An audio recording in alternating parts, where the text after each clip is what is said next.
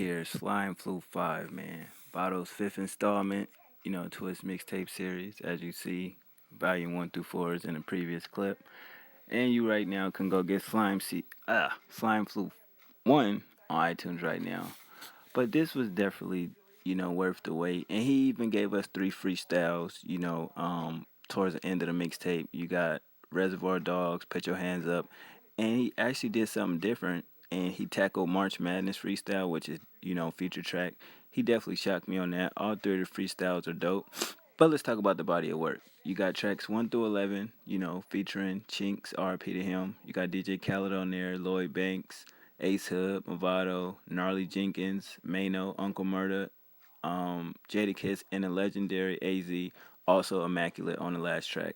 Now it opens up with Arab music, which is a dope record because if you listen to the storytelling and the news clip that's in the song, that takes you into the second track. And he definitely had bars and metaphors, and of course his storytelling is, you know, you don't really hear that too much in hip hop. Far as I guess you could consider him an underground artist, but definitely a eerie track. And the way it ended on track 1, talking about the incident that happened in Chinks, and then it goes into track 2, which is What's Beef featuring Chinks. A classic Biggie remake basically. And the news clip of what happened to Chinks is very eerie, and it was difficult to listen to this knowing he's not here anymore.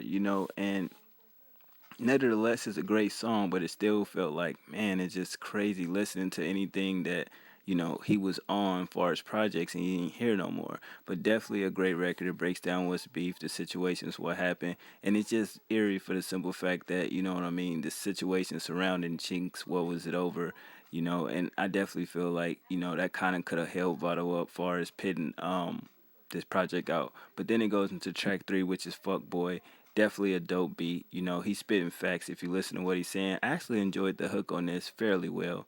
His flow was on point and he did everything that he was supposed to do, and he handled that record well. This is where we get into the problem, where I said I was wondering if he was going to keep it NY or mix it with that DJ Khaled, esque what he does with Money and Power featuring DJ Khaled, Ace Hood, Movado, Uncle Murder.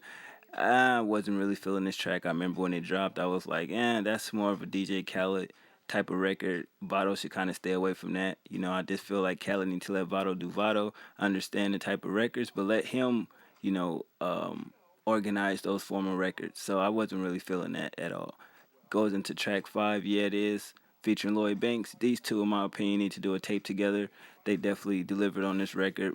Both had solid verses, great bars and metaphors, and as you can tell, Lloyd Banks kind of falls back from the whole punchline rap. He's, into more meaningful lyrics, which is good. And some say that this track wasn't really all that, but you give it a couple listens, it'll change your mind.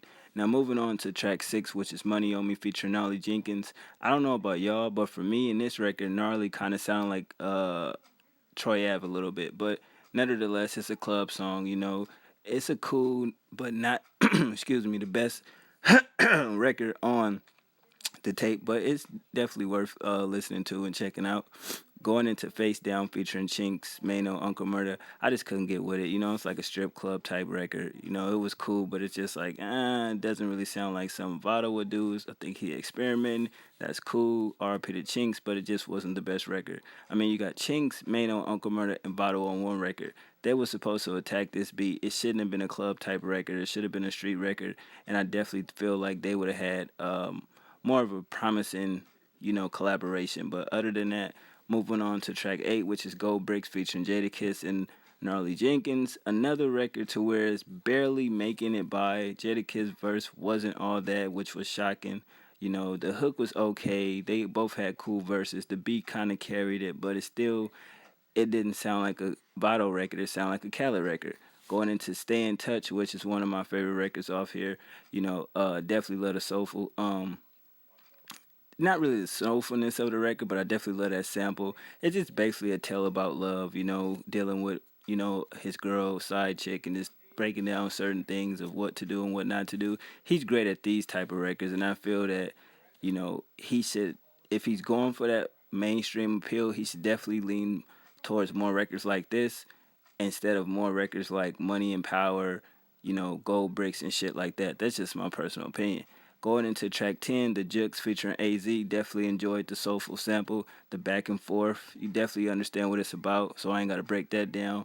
It's just an overall great track, you know what I mean? They both had incredible verses, and I was like, I think I put on Twitter that this generation gets to witness Vado, and AZ, on a track together, because this generation probably don't even know who AZ is, you dig? So that was pretty incredible to see that. He reached out to a veteran artist like that. And going into the last track, which is Get Back featuring Immaculate, it was good, kind of short, 2 minutes and some change, dramatic type beat. The hook was solid, you know what I mean? Could have been better.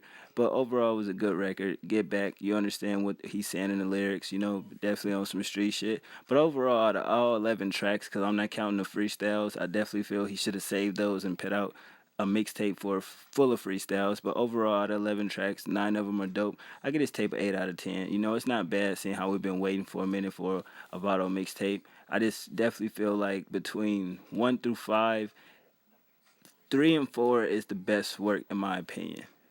This is not bad, but it's still, it don't have that NY type sound. And I know a lot of people like, well, you need to get out of that. The game has changed. Yeah, true, but I mean that's what your hardcore fan base, that's why you got it, because of the way you spit and the way you flowed and the sound of your music. Because you could be saying ill shit, but if the sound isn't right, a lot of people not gonna cater to it, and then therefore you have people now saying that the new Lloyd Banks mixtape is kind of horrible.